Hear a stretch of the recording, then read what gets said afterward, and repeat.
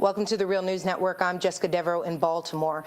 Today, Private Bradley Manning was sentenced to 35 years in prison for leaking classified documents. Now joining us to discuss the sentence is David Swanson. David is the author and activist who works for rootaction.org, and he's been following the Bradley Manning case even before the trial. Thanks for joining us, David.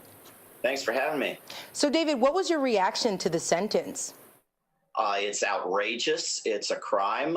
Here is someone who revealed crimes, which is his moral and legal duty, who was of great benefit to ending the war on Iraq, the Arab Spring, the Occupy movement, the movements for democracy around the world, four-time Nobel Peace Prize laureate, and he's being punished with decades in prison, potentially, and a dishonorable discharge by a judge who, in fact, is being given a dishonorable promotion during the course of this trial, who has disgraced herself.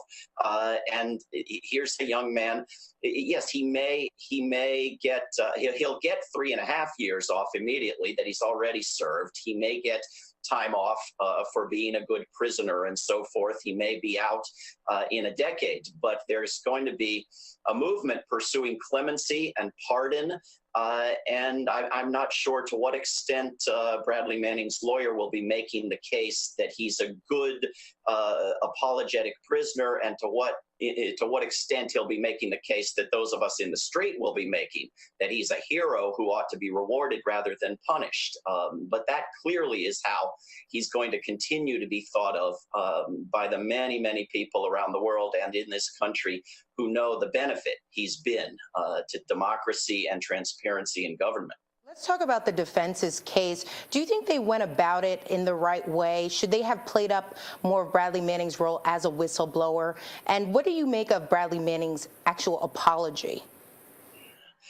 Well, you know, it's just galling to have to witness, as I did in the courtroom, Bradley Manning apologizing for what is rightly seen as a heroic act, and an act that he himself saw at the time, as documented in various chat logs, as a moral, legal act that he understood the risks of and that he understood the goals behind. And they were the goals of promoting democratic awareness and accountability.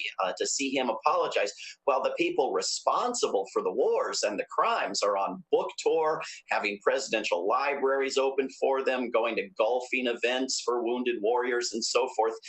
It's just so incredibly frustrating. I can't offer him legal advice. I don't know whether he and his lawyers made the right move by apologizing and going to his personal troubles and suggesting that he was overstressed and not thinking clearly. Maybe they reduced his sentence from 90 years to 35 years by that strategy. Who am I to say? But there's the alternative that could have been pursued that would make more sense in terms of requesting a presidential pardon from a future president down the road, which would have been to insist consistently that he did the right thing, that he behaved morally and legally and ought to be rewarded and protected as a whistleblower. And that, of course, politically would have been the thing that the nation and the world needed to hear. And that, of course, is the story that we need to continue telling each other about Bradley Manning, regardless of what legal defense his lawyers are pursuing. Okay, let's talk a little bit about President Obama and his record in prosecuting whistleblowers. Now that Bradley Manning has been sentenced, where do you think this goes? How is this going to affect future whistleblowers from coming forward? Well, we already have heard from many journalists that their sources are drying up. We've seen a few people, including Edward Snowden, perhaps inspired by Bradley Manning and continuing courageously, but many others keeping quiet. And this internal threat program established to require that government employees snitch on each other if they appear to possibly be whistleblowers. Suspicious behaviors listed as including dissatisfaction with U.S. foreign policy, which is absolutely the healthiest attitude a citizen in a government of, by, and for the people can have.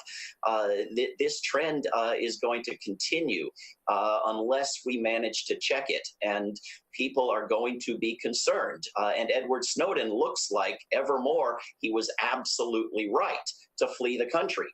We've seen the owner of his internet service provider saying that he can't speak about why he's had to shut his company down unless he flees the country. And he doesn't want to, and most people don't want to. So there's a great danger of over secrecy and fear of speaking out. And this sentence adds to that fear substantially. Okay, thank you so much for joining us, David. Thank you. And thank you for joining us on the Real News Network.